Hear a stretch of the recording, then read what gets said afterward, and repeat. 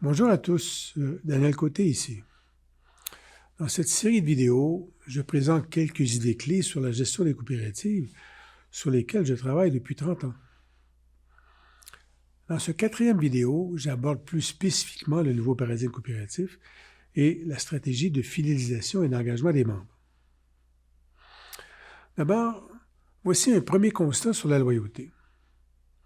Une étude de McKinsey datant de 2017 souligne qu'à peine 13% des consommateurs peuvent être reconnus comme étant loyaux, alors que 87% vont magasiner.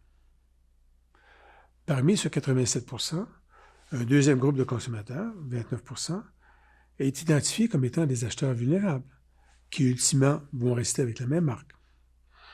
Le 58% restant est considéré comme étant des transfuges potentiels.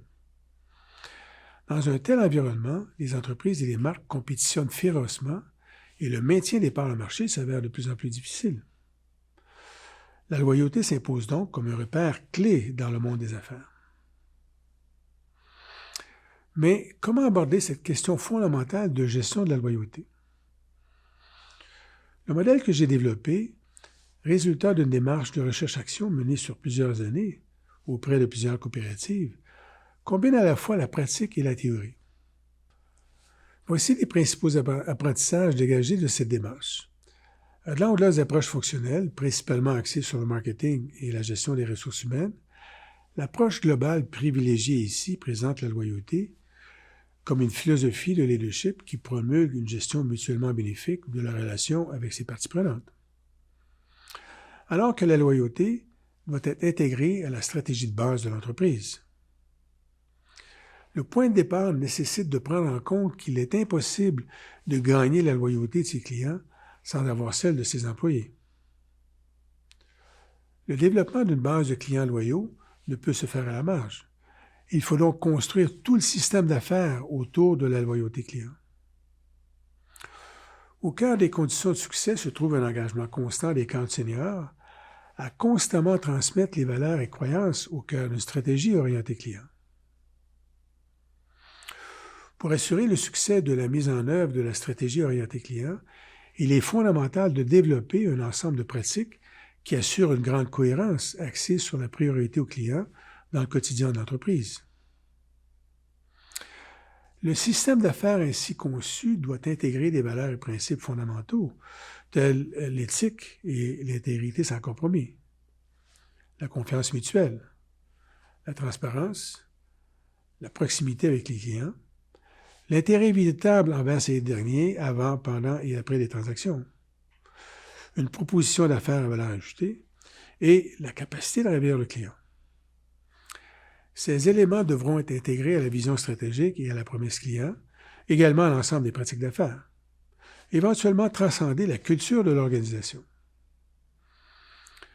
L'intégration des valeurs et principes à la stratégie et aux pratiques d'affaires est facilitée lorsque l'entreprise bâtit une vision stratégique et une promesse client largement partagée par l'ensemble des employés.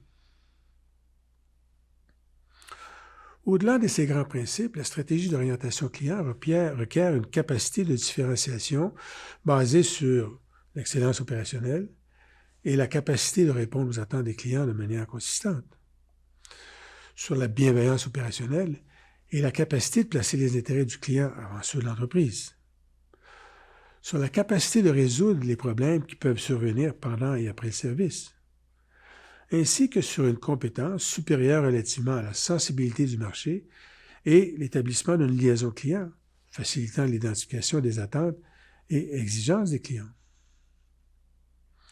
Par ailleurs, les facteurs clés de ce paradigme relationnel doivent être mesurés autant pour les clients que pour les employés. Il sera ainsi possible de juger régulièrement de la position de l'entreprise sur le plan relationnel avec les acteurs clés du processus. Pour la relation client, il nous faut d'abord aborder la question de la mesure de l'évaluation de l'expérience client, c'est-à-dire la perception globale qu'ont les clients de leur expérience avec l'entreprise ou sa marque, priorité croissance comme levier de compétitivité. Il faut également se questionner à savoir si les gestionnaires savent ce que leurs clients pensent.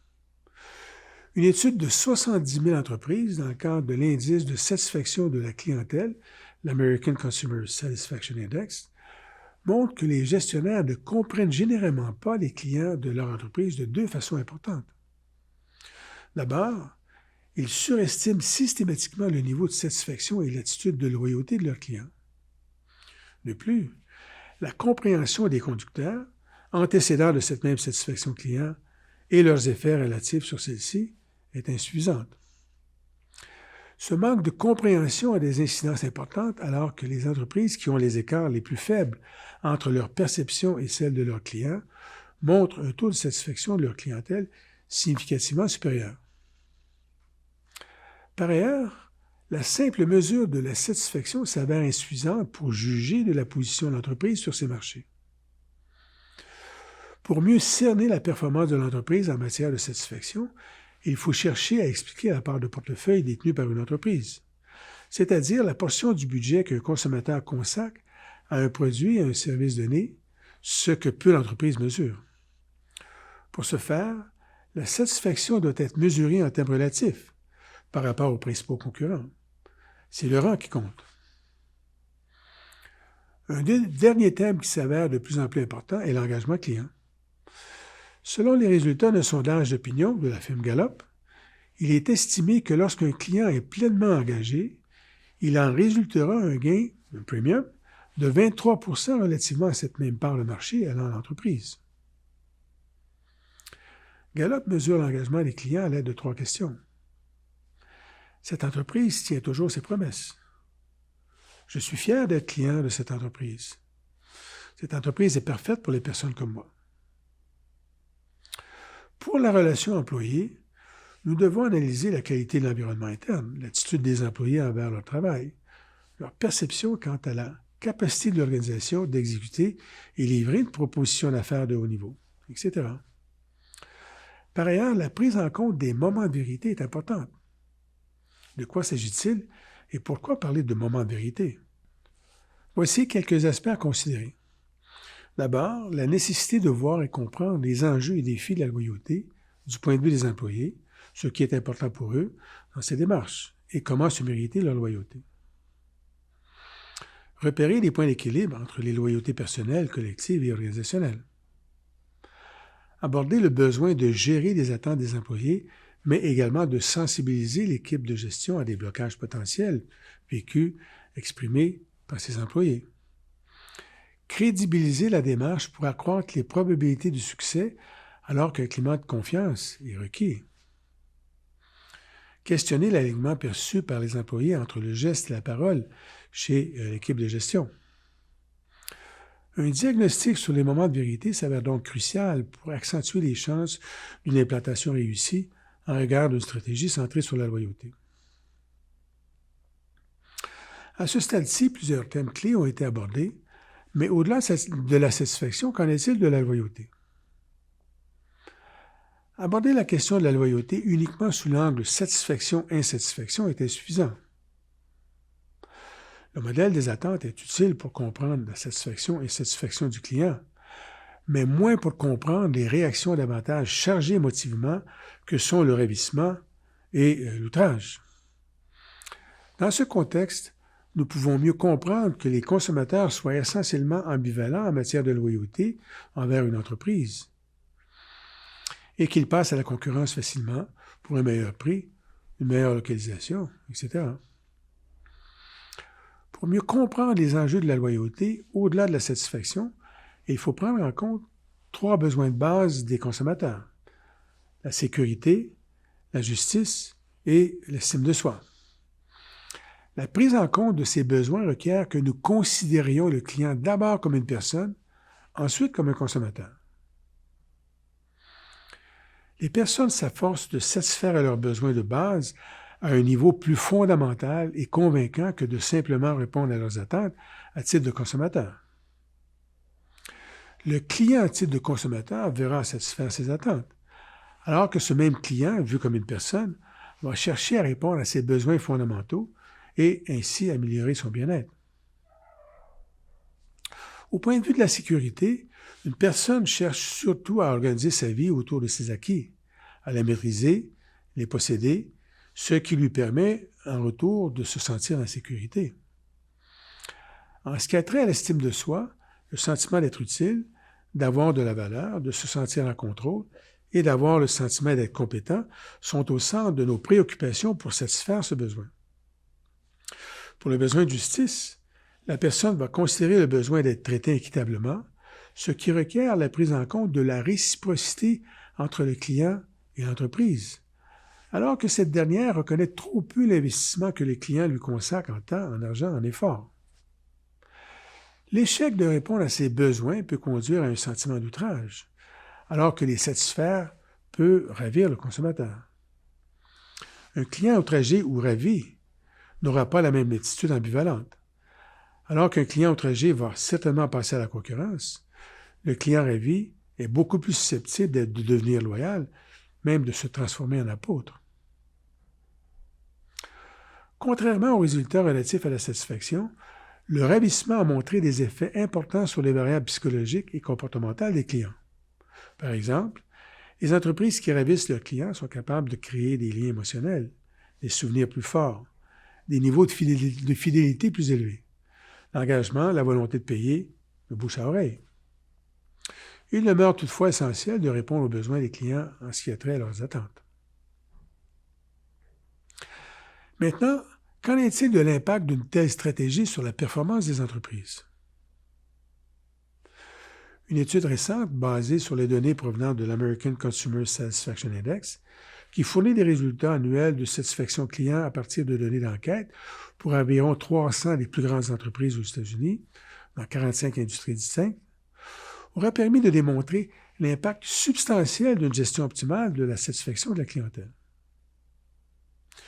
Sur une base annuelle, l'indice de la valeur des actions de ces mêmes entreprises surpasse l'indice du Standard & Poor's 14 années sur les 15 années analysées. Par ailleurs, combien de temps une firme peut-elle espérer bénéficier davantage en développant une stratégie d'orientation client? La réponse à cette importante question est qu'une entreprise se doit de continuellement identifier de nouvelles dimensions autour de cette stratégie orientée client pour se démarquer. Ayant documenté largement les enjeux d'une gestion de la loyauté, que dire des fondements du mode d'organisation coopératif relativement à cette stratégie orientée client? Quels avantages, s'ils existent, la coopérative détient-elle? Plusieurs facteurs méritent d'être identifiés. Revoyons d'abord les fondements de la loyauté et les fondements de l'identité coopérative. Pour une gestion de la loyauté, l'entreprise doit intégrer un ensemble de valeurs et principes fondamentaux, tous fortement corrélés avec les fondements au cœur de la nature et la structure coopérative. Les valeurs d'éthique, d'intégrité, sans compromis, de confiance mutuelle, de transparence, sont centrales à l'identité coopérative. La proximité client est facilitée alors que celui-ci, à titre de membre, est propriétaire et usager. Cette double relation crée des conditions permettant aux membres de coacher l'entreprise. Quant à privilégier les intérêts du client en premier, la raison d'être de la coopérative, voire au mieux-être de ses membres, traduit dans l'action un tel principe clé. Pour terminer, la possibilité de ravir le membre est également supérieure lorsque les valeurs coopératives sont valorisées et activées, revues sous l'angle du profil de valeur de dépassement de soi, tel que je l'ai illustré dans mon deuxième vidéo. L'impact de ces valeurs sur les employés et les comportements de coopération, d'éthique, prosociaux qui en résultent renforcent la probabilité d'offrir un service au-delà des attentes. En ce qui a trait à la transmission des valeurs par les cadres seniors, continuellement communiquées aux acteurs clés de l'entreprise, l'avantage coopératif apparaît justement parce que les valeurs sont au cœur de sa nature distincte. Alors que l'entreprise privée doit sans cesse arbitrer entre les intérêts des actionnaires et ceux des clients, ce n'est pas le cas pour la coopérative. Les arbitrages peuvent continuellement être faits en privilégiant et priorisant les membres, propriétaires usagers. D'où une possibilité d'une plus grande cohérence alignée avec les valeurs.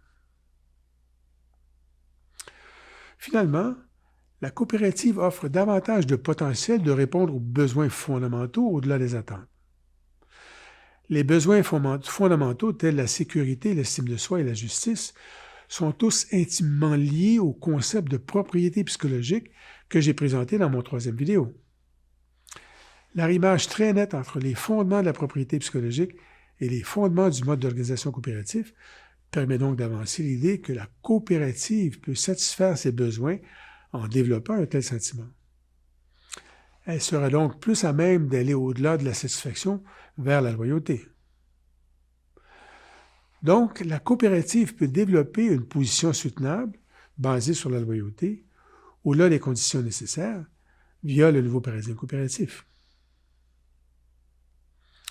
Finalement, dans mon premier vidéo, je concluais sur l'idée que le nouveau paradigme coopératif s'avérait une voie de sortie du malaise identitaire dont bon nombre de coopératives sont affligées. Les conclusions de ce 4e vidéo sur la gestion de la loyauté s'ajoutent aux conclusions sur la congruence des valeurs, le 2e vidéo, et la propriété psychologique, le 3e vidéo. Le potentiel stratégique inhérent rattaché à l'identité coopérative permet de repenser les tendances lourdes, autant sur le plan associatif que pour l'entreprise, conduisant cette dernière du 1er au 3e cadran. Le repositionnement de la coopérative dans le 4e cadran est donc envisageable, plus hautement souhaitable, parce que source de création de valeur autant pour le membre que pour la coopérative. Merci de votre écoute.